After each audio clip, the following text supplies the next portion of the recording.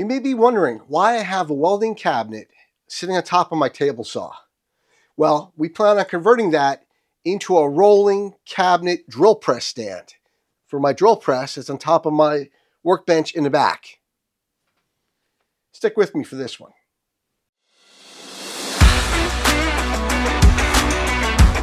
Welcome back to Victory Woodworks with Vic, and I'm Vic.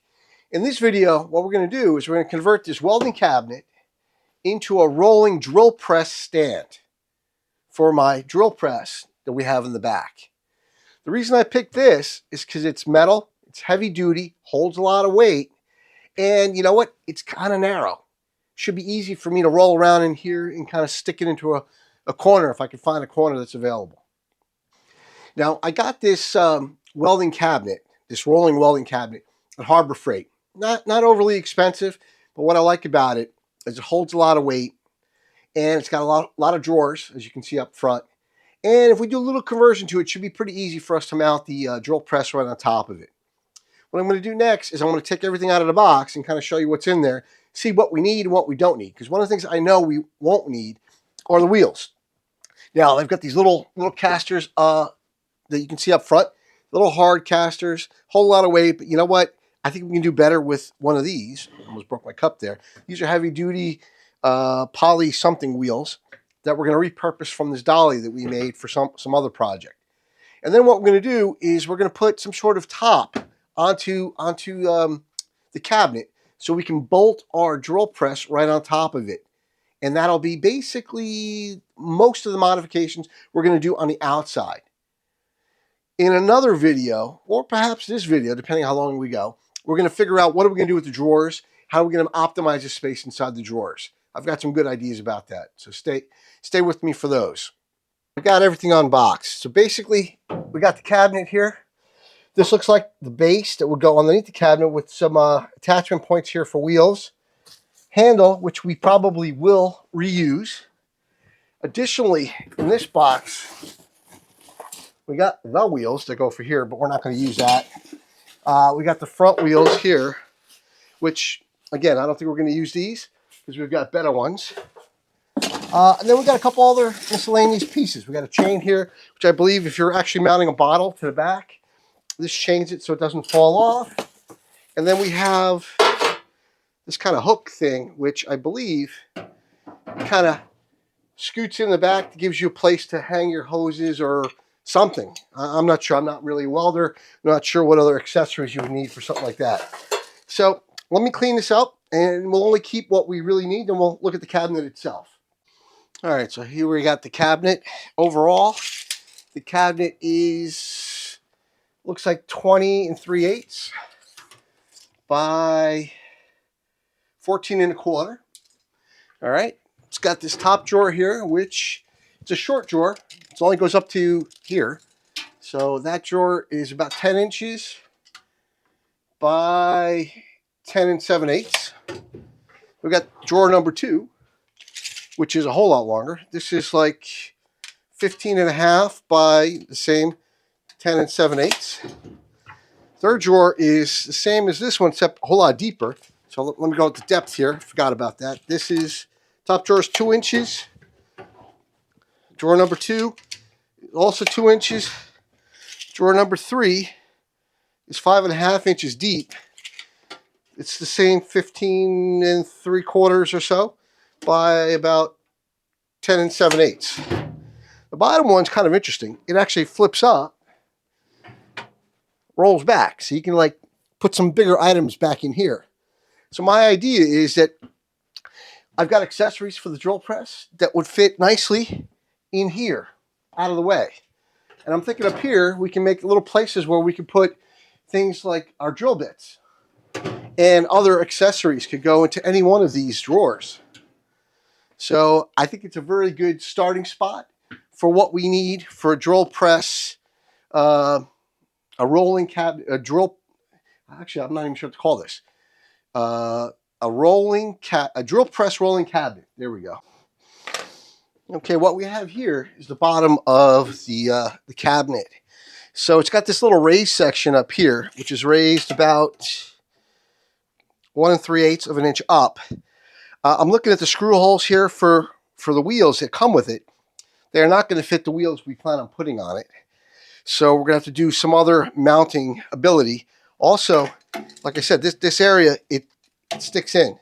So it is almost 16, but if you go to the edge of the flange, it's almost 16 3/4. Here, on the inside, it's 12.5, but if we take it all the way inside, it's almost 14. So I'm thinking as we build out some sort of base for this, and then screw the wheels to that base. All right, so I've been thinking about this a little bit, and I think a 2x4 may just about perfectly fit in here. So I'm just using this scrap block, and you know what? It's about flush with this lip, which is good. So what I'm thinking is we take a couple 2x4s, run them like that and like that, but inside to give us a support on the edges, because that's where the wheel is going to be. Going to be here, here, here, and here. So to make that happen, we've got this 7/8 or so of a lip. We're going to cut out this little piece here that corresponds to this lip. We're also down the edge going to do the same thing at that 7/8 mark or whatever. We're going to cut off the edge. This way, it'll be flush inside here. Now, inside here is a tiny lip too, which we'll have to compensate for, but also to get it in without bending and breaking anything, we're probably going to have to cut off the edge here just a little bit. This way I can stick it in and then push it in that way, and this way to sit on top of here. And we'll do the same thing for the other side.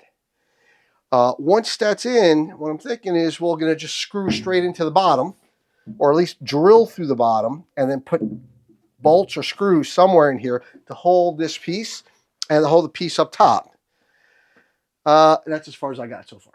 So let me get that fitted, and we'll see if that actually works. If not, we'll come up with plan B. We've got our 2x4s cut up here. Let's see how they fit. That's a nice fit. That one fits in there. You know what else? I'm looking over here. Happy coincidence. We've got these little holes for, I guess, the screws to mount in what the original plate was supposed to be. We can probably just screw in here, at least to hold these, if not be the be-all, end-all screw. Before we actually just drill these in, I'm going to mark these with a little Sharpie here, and we're going to pre-drill the holes into the 2x4. This way we know exactly where we're going with the screws. We don't split the wood because it is within an inch or so of the edge. So I found number 8 1 1/4 inch screws, which is what we're going to use here as opposed to the 1-inch ones. I've also adjusted my countersink to the right depth for the 1 1/4 inch screws. And what I'm going to do is just screw out these 3 holes because there is nothing on this side. And then we're going to install it.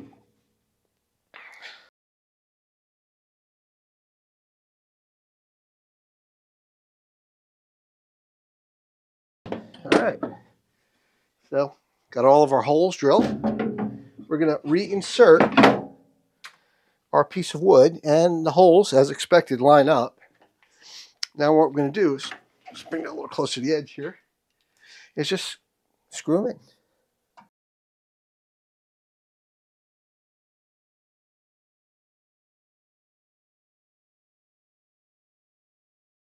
Now these are just proud, which is going to be good because we've got some rivets over here too. Found these 2-inch carriage bolts, which I'm going to drill one there, and the reason that is these can get sucked into the wood and just pull together the 2 pieces, and that'll stabilize this side. And because it's a carriage bolt, it's basically going to be flat. I mean, it's a little bit of a bump, but when you put plywood on top of it and we screw that down a little bit, you're not going to notice that this little piece is just sticking up just a little bit. Okay, so what I've done here is this is going to be the support for the actual wheel. So in this little rectangle, I'm going to put one of the wheels so that it doesn't run into this metal piece. And it's got a good bite for the screws to go in through this plywood into the 2x4 we have below. So that's kind of that. But I want to secure the 2x4 to the bottom of the cabinet so, you know, it doesn't rip off or whatever. So what I'm going to do is I'm going to drill a hole through here, just to here, so we know exactly where that is. I'm going to do the same thing on the bottom. These are identical, or identical as I can make them. And the way we're going to do that, because it's like that, we're going to just put it right there in the middle, which is right about there. And if you look also on here, there's like a little dimple almost. Not that it's going to matter, but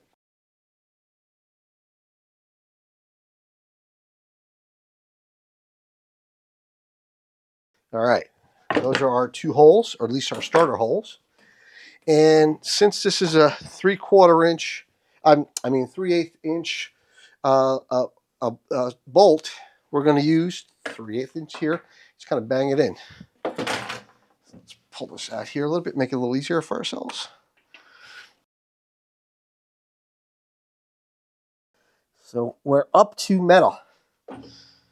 Okay, we switched over to a metal blade. That worked. Now let's see. We can do this. I have to bang that in just a little bit. That's in. Now we're going to thread the bolt.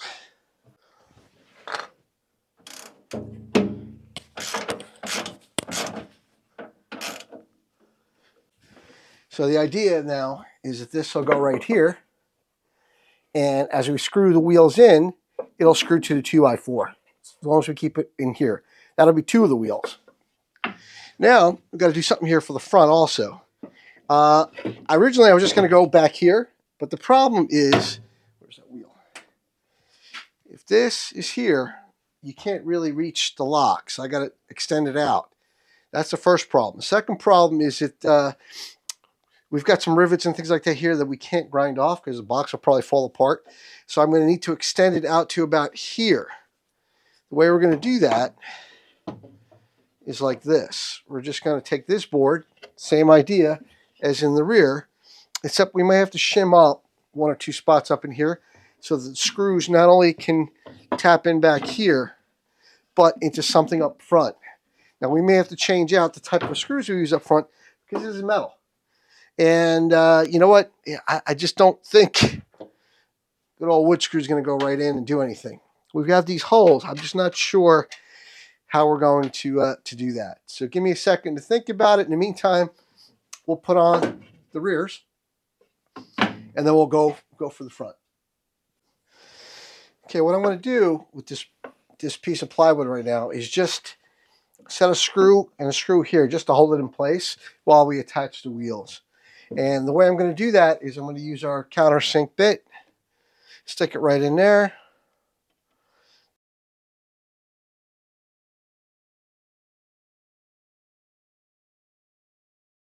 Plywood's in place.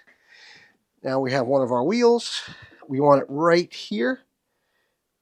So let's just put a little Sharpie mark right where we want it so that we can pre-drill.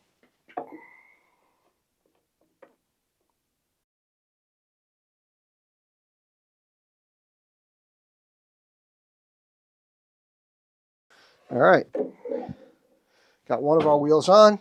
We'll do the second one. For the front wheels, what I decided to do was just temporarily screw these 2 screws to hold in the wheel and the plywood into here. My thought is to use these 2.5 inch self-tapping screws to screw into the base of this unit. If necessary, I'll put on a couple of washers too. So what I'm going to do though is I'm just going to pre-start here. Actually, I think I will need a washer just to get through that.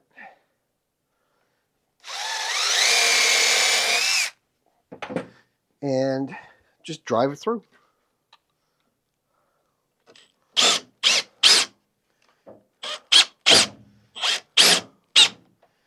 Wow, that was pretty easy. Okay, so here we have these screws in. I put some washers in here too. Let's see if I can zoom in that a little bit better. They seem to be pretty damn solid. So what I'm going to do now is hump this thing down onto the floor and then see how we did. Next step here, what we're going to do is measure up with the top so we can cut this piece of wood over here to fit in here. So let's see what we got here. We got, looks like 14 1/16.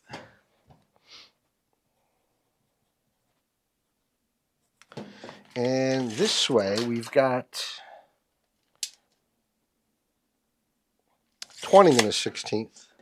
So let's cut the wood, fit it, drill it, bolt it.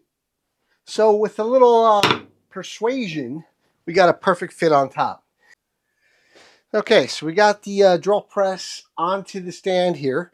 What I've decided to do is kind of move it a little bit forward because I feel the motor on the back, I don't want it to be back tip heavy. And we've also done is we centered it left to right. So what I've done is I've taken this little rule and just kind of put it up against each of the edges.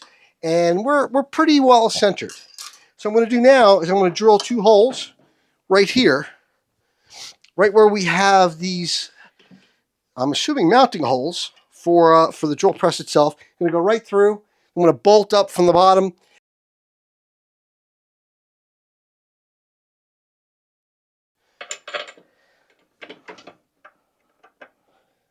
And wouldn't you know it, this is the 2.5, I think.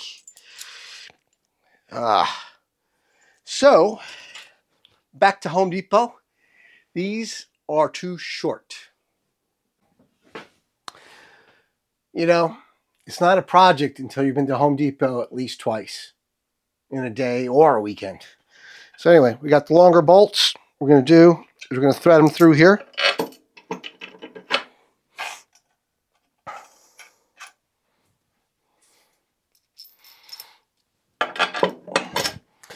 And then we're going to cinch them up underneath. All right, it's snug, but it doesn't have to be to the point where you're bending metal on any of the parts. Okay, so here we are. We've attached it. Seems to be fairly stable. What I'm going to do is put the drawers back in, put the table back on, and let's see what we look like. So there you have it, our drill press on top of our drill press rolling cabinet. Now we've got plenty of room. We've got this upper drawer here. We can stick in things like drills, Forstner bits.